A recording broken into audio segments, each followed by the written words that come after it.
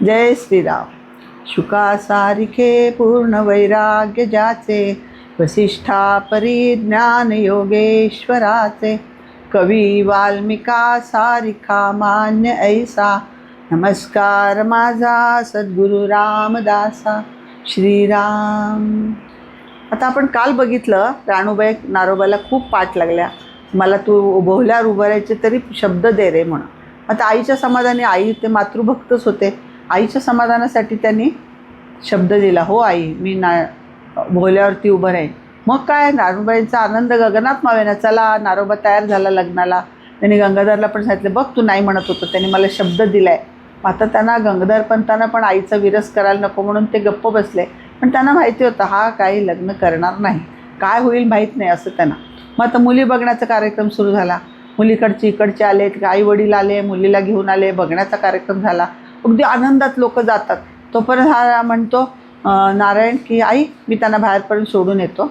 आणि बाहेर सोडायला गेले की त्यांना सांगायचं, अहो तुम्ही ह्या भानगडीत पडू नका, मी लग्न करणार नाही असं त्या मुलीकडच्या लोकांना सांगितलं की त्यांचा नकार यायचा. आईला आश्चर्य वाटे, जाताना एवढा आनंदित गेलेले लोक परत नकार काय येतो ते कळे ना त्यांना. असं 2-3 वेळा झालं. मग त्यांनी ठरवलं की आता बघण्याचा कार्यक्रम करायचंच नाही, एकदम आपल्या भावाच्याच मुलीशी लग्न ठरवून टाकू. पण राणूबाईने आपल्या भावाच्याच मुलीशी लग्न ठरवलं आणि गोरज मुहूर्त काढला. एक दिवस काढून त्या मुलीच्या गावाला लग्न करायचं ठरलं. आणि संध्याकाळची मुहूर्ताची वेळ होती. लग्नाची सगळी तयारी जोरात, गावातली लोकं इकडची तिकडची सगळे गावातली लोकं आली, लग्नाची जोरात तयारी सुरू झाली. आणि बोहल्यावर आले नारायणवरती आले. आणि मग अंतरपाठ धरल्यावर त्यांनी विचार केला, अरे आता मी आलो तर खरं बोहल्यावर आईला शब्द दिल्याप्रमाणे, पण मी असं कुठं सांगितलं की आईला मुलीच्या गळ्यात माळ घालीन म्हणून. असं काय, फक्त बोहल्यावरती उभं राहायची शपथ दिले. मग मी जर माळ घातली मुलीच्या गळ्यात आणि एकदा प्रपंचात अडकलो तर माझ्या साधनेचं काय होईल, रामरायाचं दर्शन कसं होईल, मग आपण काय करायचं, हेच त्याच्या डोक्यात विचार यायला लागले. तेवढ्यात मुलीला आणलं गेलं समोर आणि अंतरपाठ धरून सुरुवात झाली. मंगलाष्टकाला सुरुवात झाली. मंगलाष्टकामध्ये शुभमंगल सावधान म्हटल्यावर हे सावधान झाले. आता काय करणार, आता सावधान व्हायलाच पाहिजे म्हणून जे धूम ठोकली ते उडी मारली त्यांनी स्टेजवरून आणि धूम ठोकली. कारण ते इतके बलवान होते ना, खेळात हुशार, पळण्यात हुशार. इतक्या जोरात पळून गेले की कोणाच्या हातालाच लागले. पळताना त्यांनी सगळं अंगावर हळूहळू एक डोक्यावरचं काढलं, गळ्यातली माळ काढले, मुंडोळ्या काढल्या, एक एक टाकत जे पळेल पण अंगावरचे नुसते लंगोटीच्या वरती दे पळाले. ते कुठे कोणालाही सापडले. आणि गोरज मुहूर्त असल्यामुळे संध्याकाळची वेळ होती. सगळे त्याच्या मागे नारायण नारायण पळतात पण तो कोणाच्याही हाताला लागला नाही. कुठेतरी लांब जाऊन एका झाडावर चढून बसले, जाड झाडावरती चढून बसला. सगळे शोधून दमले. आईचं दुःख, नारोबा कुठे गेला, माझा नारोबा कुठे गेला, रडायला ती इतकी रडायला लागली. पण हे त्यांना गंगाधर पंतांना माहिती, ते शांत होते, त्यांना माहिती होतं. त्यांनी एक बीजवर बघूनच ठेवला होता. ते म्हणाले कोणी काही वाईट वाटून घेऊ नका, तो नारायण येणार नाही, तर लग्न करणार नाही, तो मी म्हटलं होतं आईला. त्यामुळे त्या मुलीच्या म्हणजे आपल्या स्वतःच्या मामाला पण त्यांनी समजावून सांगितलं. आणि जो बीजवर बघून ठेवला होता त्या मुलाबरोबर त्याच मुहूर्तावर त्या मुलीचं लग्न लावून दिलं आणि तिने पुढची संसार केला. लोक हे गोष्टवरनं सगळं म्हणतात त्या मुलीचं आयुष्य काय झालं असेल आणि लग्न मंडपात सोडल्यावर.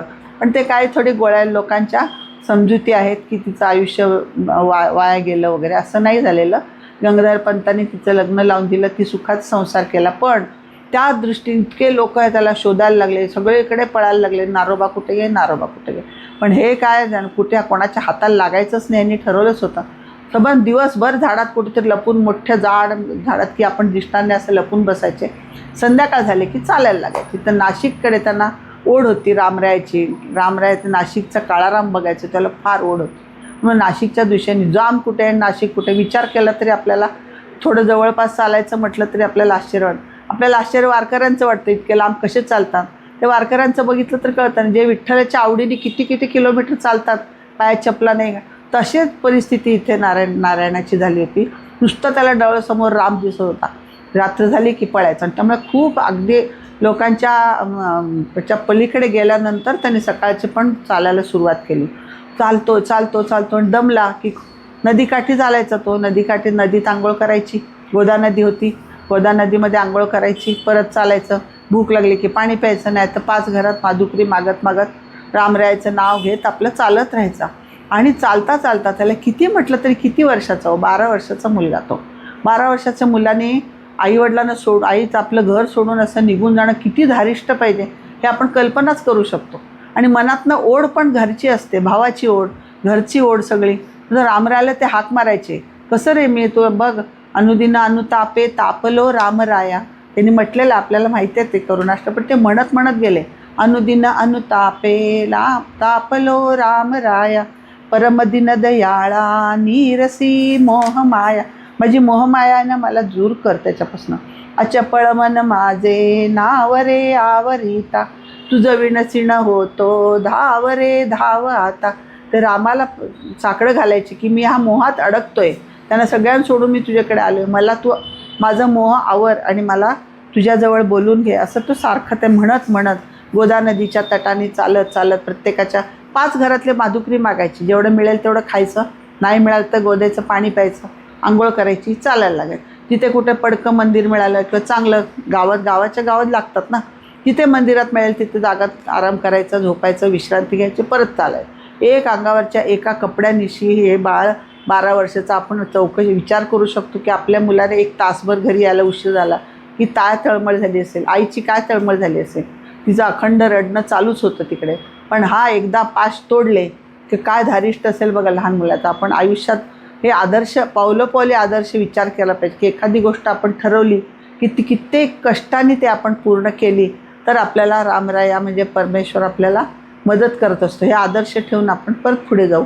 तसंच 3 दिवस झाले, 4 दिवस झाले, जातो एका नदीकाठी तलवारबाजी लोक म्हणजे हे मुसलमान लोक फिरत होते. त्यावेळेला ते बघून बायका लपून बसल्या झाडाच्या मागे, कोणी बिल्डिंगच्या मागे असं. आणि ती लोक पुढे गेल्यानंतर परत बाहेर पडायचे. हे सगळं बघून त्याला वाईट वाटायचं. तेवढ्यात 4-5 मुलं आली आणि त्यांनी नारायणाच्या पायात पाय अडकून त्याला पाडलं. मग नारायणे त्याला ज्या मुलाने पाडलं त्याला धरून असं बदडलं. ते हे पैलवानच होते एवढं, ते पण स्वतः 1200 सूर्यनमस्कार लहानपणात वडिलांच्या बरोबर घातलेले आहेत म्हणे त्यांनी. ते मी तुला सांगायला विसरले. वडिलांच्या बरोबरीने ते 5 का 6 वर्षाचे असताना वडील गेले. तोपर्यंत तो मुलगा एवढ्या लहानपणी 1200 नमस्कार घालत होता. आणि चरवीभर, आपण आता मुलांना भांडभर पाणी दूध पी म्हटलं ते पित नाही, त्यावेळेला ती चरवी अशी आणि निरसं दूध, काढलेलं निरसं दूध गटा प्यायचं. हे काय त्यांची ताकद लहानपणीच झाली असेल. तर एका फटक्यात त्यांनी त्या मुलाला ज्यांनी पाडलं त्या मुलाला त्यांनी अद्दल घडवली आणि लगेच त्याला मैत्रीचा हात पुढे केला. अरे तू आत्ताच मला मारला आणि मैत्री काय करतोस असं त्या मित्राने विचारलं. अरे मी तुला मारायला आलोच नव्हतो, तू मला पाडलंस. पण मला हे एवढंच सांगायचं म्हणे, कोणी अन्याय केला तर सहन नाही करायचं आणि आपापसात काय भांडायचं म्हणे. ही यवनाची लोकं आली बायकांना पळवतात, या लोकांची 2 हात करायला शिका. ते माझ्यावरती तुम्ही आपल्याच माणसांबद्दल तुम्ही असं करण्यापेक्षा त्या लोकांवरती स्वरक्षण करायला, बायकांची रक्षण करण्यासाठी तुम्ही पुढे व्हा. एवढा लहान मुलगा सांगतो म्हटलं. ती मुलं थोडी मोठी होती, त्यांना आश्चर्य वाटलं, काय सांगतो म्हणे, तू किती छान सांगतोय. हेच तर आपलं शिकायचं म्हणे. ही लोकं आपल्याला इतकं मारतात बिरतात, आपल्या बायकांना मुलांना मुलीबाळींना पळवतात, तुम्हाला कळत नाही. त्यांना संरक्षण द्यायचं सोडून तुम्ही आपापसात काय भांडता म्हणे. मी काय परका नाही आहे, मी तुमचा मित्रच आहे. तुम्ही मला पाडलं म्हणून मी तुम्हाला मारलं. आणि हे पण लक्षात ठेवा, आपल्या देवाचा जो शत्रू असतो तो आपला शत्रू असतो. तर आपले सगळे मूर्ती भंग करतात, मंदिरं पाडतात, ते आपले शत्रू नाहीत का? त्यांना अपोज करायची ताकद वाढवा, व्यायाम करा, असं त्यांनी सगळ्यांना उपदेश करायला सोडून जाता जाता तो हे सगळं करत जिथे जिथे त्याला सांगता येईल असं सांगत होता. शेवटी तो 11व्या दिवशी कुठे राम मंदिर दिसलं की त्याला हेच तर नसेल का नाशिक, कारण त्याने बघितलेलं नव्हतं. मग त्याला असं वाटतं नाही हे नाशिक नसेलच. मग चौकशी करत करत मंदिर कधी एकदा दिसतं असं 11व्या दिवशी तो नाशिकला पोचला. नारायण त्याला इतका आनंद झाला, मी नाशिकला पोचलो, आता रामरायाचं दर्शन घ्यायचं. पण इकडचं आपण आधी त्र्यंबकेश्वरचं इकडचं मुख्य त्र्यंबकेश्वरचं दर्शन घेऊन मग जाऊ म्हणून आधी धावत जाऊन त्यांनी त्र्यंबकेश्वरचं दर्शन घेतलं आणि परत मग गोदावरी नदीमध्ये आंघोळ केली आणि मग रामरायाचं दर्शन घ्यायला तो तिकडे गेला काळारामाच्या मंदिरात. काळारामाच्या मंदिरातलं रामाचं दर्शन घेतलं, त्याचं इतक्या दिवसाचं सगळं क्षीणच गेला. इतकं आनंदाने त्याला आनंदाश्रू यायला लागले. रामराया तू मला असं दर्शन दिलेस, अजून काय पाहिजे मला, म्हणून त्याच्या डोळ्यातले अश्रू थांबेनात, गळा अश्रू. मग तो खूप आनंदात राहिला. मला आता म्हणे तू असं दर्शन दिलेस ना, मला आता सगुण रूपाचं दर्शन, जसं तू मला नामस्मरण 13 अक्षरी जप दिला तसं म्हणे तू आता प्रत्यक्ष मला दर्शन दे, सगुण रूपाचं दर्शन तुझं मला पाहिजेच म्हणून हट्टच धरून बस. तिकडे दररोज तिकडेच बसायचा. सकाळपासून सकाळी पाणी झाडायचं, अंगण सगळं झाडायचं, पाणी मारायचं, ताजी फुलं आजूबाजूची जाऊन ताजी फुलं आणून ठेवायची, गोदा नदीत आंघोळ कराय, परत आपले दिवस सगळे काय भजन कीर्तन जे मंदिराचं सगळीकडे तो बसून राहायचा तिकडे. परत संध्याकाळी सगळं झाडायचा आणि संध्याकाळ 7:30-8 झाले की तो तिकडचा पुजारी काय करायचा, सगळे पूजा झाले की दरवाजाला कुलूप लावून दिवे बिवे बंद करून निघून जायचं. त्याला असं अखंड ब्रह्मांडाला ह्याने उजेड देणारा देवाला कुलपात ठेवतात.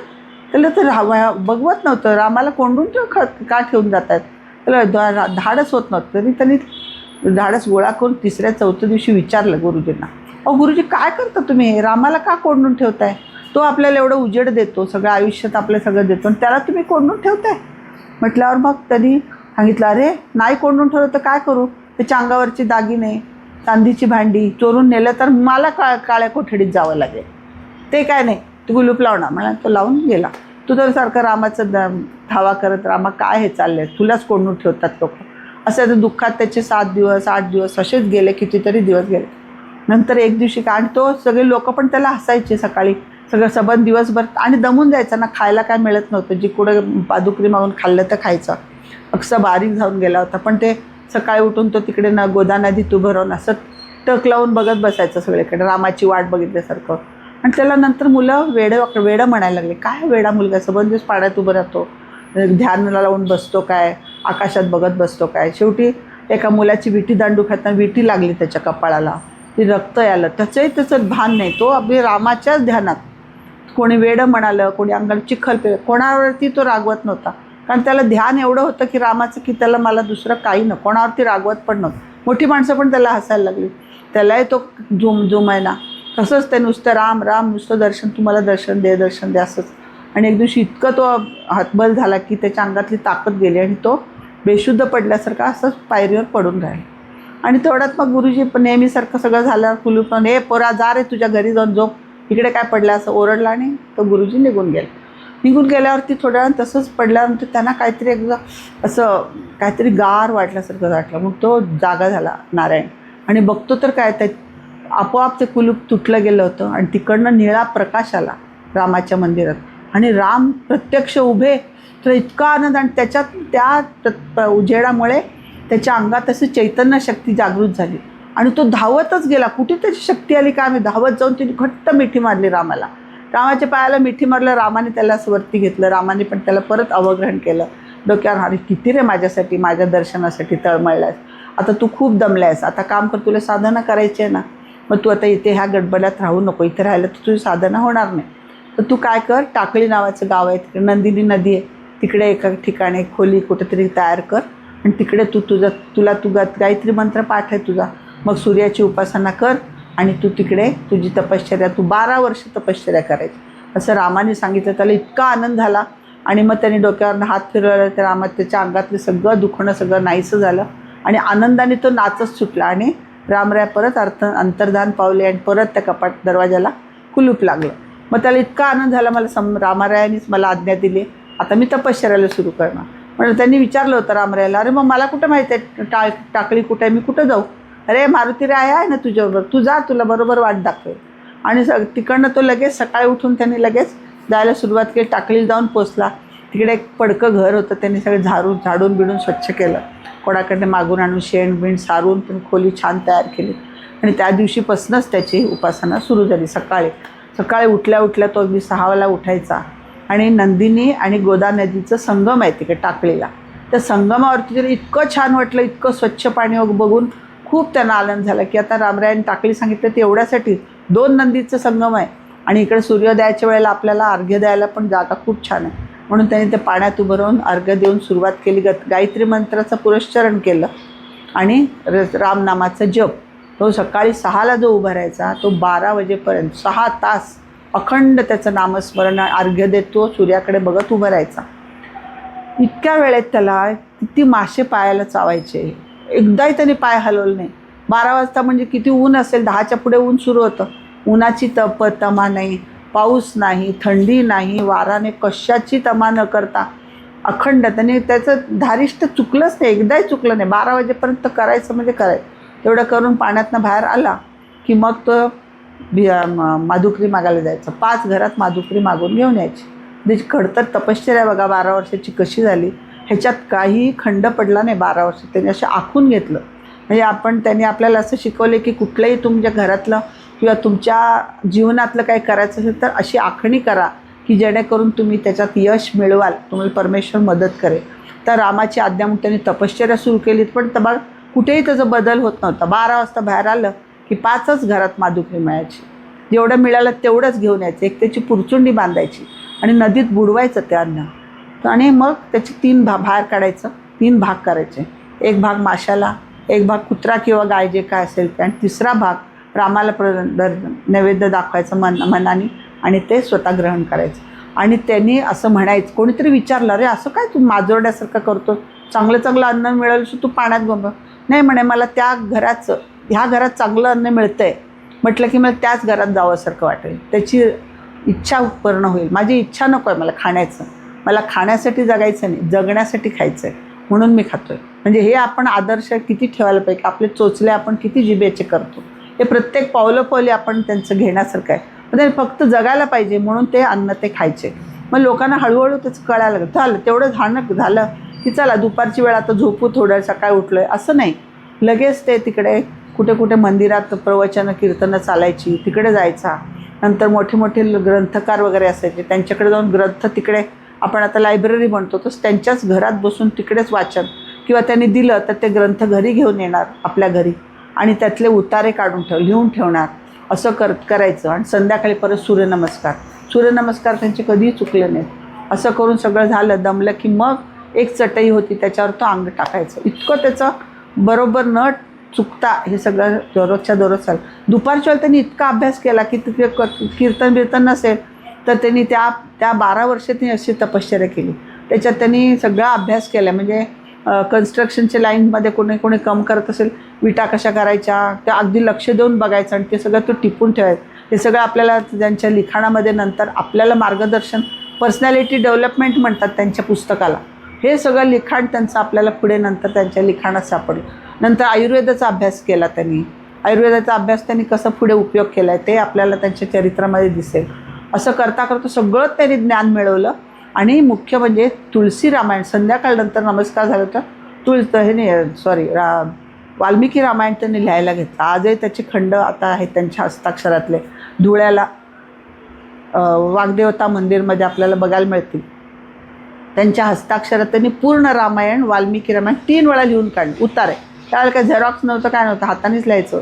ते बघून लिहून काढायचं. असं कोण ते 3 वेळा रामायण लिहून झालं. आणि ते रामायण लिहून झाल्यामुळे रामाचा प्रत्येक स्वभाव, प्रत्येक गुण त्यांना अगदी मनातच रुजला होता. म्हणून त्यांनी इतक्या आनंदात तो सगळा त्याच्या तपश्चर्येमध्ये आदर्श रामाचं कसं ठेवावं हे सांगता त्याचं सगळं दिनचर्या बघून आजूबाजूची मुलं खूप खुश व्हायची. आणि ते हळूहळू त्याच्यावरती प्रेम करायला लागली मुलं. आणि ते नमस्कार घालणं वगैरे, मग त्याच्याशी मैत्री केली. मग त्याचा त्यांनी फायदा घेतला. सगळ्या मुलांना गोळा केला, संध्याकाळचा गोळा करायचा, आणि त्यांना सगळ्यांना बलोपासनाचं महत्त्व सांगितलं. बल का पाहिजे, आपलं स्वरक्षणासाठी पाहिजे, देशासाठी आपण काय काय करायला पाहिजे, असं सगळं तो शिकवत त्यांना दंड कसे चालवायचे वगैरे, असे सगळे, घोड्यावर स्वार कसं असतं, सगळे प्रकार त्यांना शिकवायचे. आणि त्यांच्याकडनं सूर्यनमस्कार घालायला सुरुवात केली. आणि मग म्हणाले तुम्हाला ताकदवान व्हायचं आहे ना, मग मारुतीची उपासना करा. मग त्यासाठी आपल्याला मारुती पाहिजे, मारुतीची आपण स्थापना करायची का? हो म्हणाले. मुलं अगदी खुश. नवीन नवीन काय तर शिकायला मिळतं, मुलं खुश आहे. मग आपण एक मारुती, तू डिंक घेऊन ये, तू शेण घेऊन ये, असं करून सगळ्यांकडनं काय काय. नंतर त्यालाच म्हणतात गोमया मारुती म्हणून. नाशिकला जे त्यांनी अजूनही ते 400 वर्ष झाले तर तो मारुती अजूनही आहे तिकडे. तर तो पहिला मारुती त्यांनी मारुतीच्या आकारात उभा केला. आणि तो डिंक आणि शेणामधून तयार केल्यामुळे त्याला गोमया म्हणतात. गोमयाचा मारुती म्हणून. आणि डिंकाचा असल्यामुळे तो कडक राहिला, आणि शेण घातलं आहे म्हणून तो गोमयाचा मारुती. त्या मारुतीची उपासना शिकवली त्यांनी. भीमरूपी वगैरे त्यावेळेला त्यांनी लिहिलं ते. आणि त्यांना सूर्यनमस्कार वगैरे शिकवले. आणि त्यांना खेळता खेळता रामाच्या गोष्टी सांगायला सुरुवात केल्या. हे सांगितताना गावातली लोकं यायला लागली हळूहळू. मोठ्या माणसांना पण तो ऐकायला आवडायला लागला. म्हणजे अहो बुवा बुवा म्हणता म्हणता त्याला रामदासा म्हणता त्यांचं रामदास कधी झालं हे कळलंच नाही. शेवटी त्याला सगळे लोक रामदास म्हणायला लागले. आणि त्याला दररोज आम्हाला पण काहीतरी सांगा हो. मोठी माणसं, म्हातारी माणसं पण येऊन बसायला लागली. म्हणजे रामायणाची गोष्टी सांगायचं, रामाचा आदर्श सांगायचा. असं करून सगळ्यांचा तो इतका लाडका झाला. छान 12 वर्ष त्याची अशीच गेली. एक दिवशी काय झालं, तो असा काठावर बसला होता. त्यावेळेला त्यांना ध्यानस्थ बसले असताना त्याच्या ह्याला हाताला बांगड्यांचा आवाज आला. असं नमस्कार केला बायकांवर. डोळे बंद करूच त्यांनी म्हटलं, अष्टपुत्रा सौभाग्यवती भव. मग ती हुंदका फुटला त्या बाईचा हात. ते डोळे उघडून बघितलं. का ताई तू का रडतेस? म्हणे हा आशीर्वाद तुम्ही मला पुढच्या जन्मीसाठी दिला आहे का? म्हणे नाही, असं का बोलते? म्हणे माझा नवरा तर गेला आहे आणि मी आता सती चालले म्हणून मी तुमचा आशीर्वाद घ्यायला. असं होणारच नाही म्हणे. मी ज्या अर्थी डोळे बंद करून बोललो आहे त्या अर्थी मी बोललेलं नाही, रामराय बोललेला आहे. कुठे आहे तुझे पती, दाखव मला. मग ते तिकडे गेले आणि आयुर्वेदाचं औषध केलं होता. सगळ्या गोष्टी वेगळ्या वेगळ्या लोक सांगतात. त्यांनी तीर्थ टाकलं आणि ते उठवलं, प्रेत उठवलं वगैरे असं म्हणतात. पण त्यांना अवगत होती. त्यांनी नाडी तपासली त्याची आणि रामरायाचं नाव घेऊन त्यांच्यावर शिंपडलं. ते गेलेलाच नव्हता तो ग्रस्त, जिवंत होता, बेशुद्ध होता आणि तो माणूस उठून बसला. त्यामुळे प्रसिद्ध झालं की नारायण हा प्रेत उठवतो जे गेल्या. म्हणजे ते चमत्कार असं लोकांनी त्यांच्याकडनं घेतलं. पण त्यांनी ॲक्च्युअली ओळखलं की हे गेलेला माणूस नाही आहे. मग ते दोघं, ते कुलकर्णी, त्या गावाचा तो कुलकर्णी होता. म्हणे त्याला इतका आनंद झाला की ती बायको पण म्हणे मला तो पुनर्जन्म झाला, आमचं जीवदान दिलं तुम्ही आम्हाला. म्हणून त्यांनी नमस्कार केला आणि म्हणे अष्टपुत्र सौभाग्यवती तुम्ही दिले म्हणजे आशीर्वाद खोटं होणार नाही, तर पहिला पुत्र आम्ही तुम्हालाच देणार, असं ते शब्द देऊन ते दोघं जणं गेले. गेल्यानंतर मग थोड्या दिवसांनी आले परत आणि वर्षभर झाला, 11 वर्ष झाली, ते अजून 12 व्हायची होती. मग तेवढ्या 1 वर्षात ते आले बाळाला घेऊन परत त्याच्याकडे. 11 वर्ष नाही, 6-7 वर्षच झाली होती आणि ही घटना घडली. म्हणजे 6-7 वर्षात म्हणजे तो 12चा म्हणजे 20 वर्षाचा असणार नारायण त्यावेळेला हे आशीर्वाद दिलेला मुलगा. 1 वर्षात त्यांना मुलगा झाला. तो मुलाला घेऊन आले. ते म्हणाले हे तुमच्याच पायावर घालतो. म्हणजे एवढ्या लहान मुलाला मी मोठा कसा करू, तुम्हीच थोडासा मोठा करून द्या, तोच माझा पहिला शिष्य असेल. मग त्या पिरियडमध्ये त्यांनी ह्या सगळ्या मुलांना वगैरे शिकवलं, त्या गावातल्या टाकळी गावातल्या लोकांना. आणि 6 वर्ष झाल्यावरती ते लोक घेऊन आले, तुम्हीच याची मुंज करा. ते कुलकर्णी नवरा बायकोने त्याला समर्थांच्याच मांडीवर त्याचं मुंज वगैरे केली आणि समर्थाने मुंज करून त्याला आपल्याकडे ठेवून घेतला. आणि तो त्यांचा पहिला शिष्य झाला, खरा शिष्य. रामदासी ग्रुपमधला पहिला शिष्य कोणतं? उद्धव. त्याला उद्धव नाव त्यांनीच ठेवलं, समर्थ.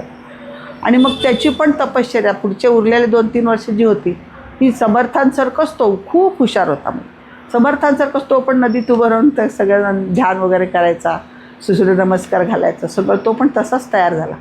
म्हणजे जेव्हा 12 वर्ष पूर्ण झाली तेव्हा समर्थ असे परत ध्यानाला बसले होते. एकदा पूर्ण गुंग बसले होते काठावर. तेव्हा त्यांना परत काहीतरी असं जाणवलं की रामराय येत आहेत आणि रामाने दर्शन दिलं. डोक्यावर हात ठेवला आणि रामरायात दर्शन दिलं. रामराय सांगितलं आता 12 वर्ष तुझी तपश्चर्या पूर्ण झाली, आता तू तीर्थाटनाला जायला पाहिजे. तू आता 12 वर्ष तीर्थाटन कर आणि मग सगळं भारतभर तुझं तीर्थाटन करून रामरायाचं सगळ्यांना जागृती कर सगळीकडे. तुझं कार्य हेच आहे की भक्त मार्गाला लावायचं लोकांना, तर तू आता तीर्थाटनाला जाय करून, असं सांगितलं रामरायांनी. मग त्याची आज्ञा त्यांनी कशी पाळली आपण पुढच्या वेळेला बघू. जय जय रघुवीर समर्थ. श्रीराम जय राम जय जय राम. श्रीराम जय राम जय जय राम. श्रीराम जय राम जय जय राम.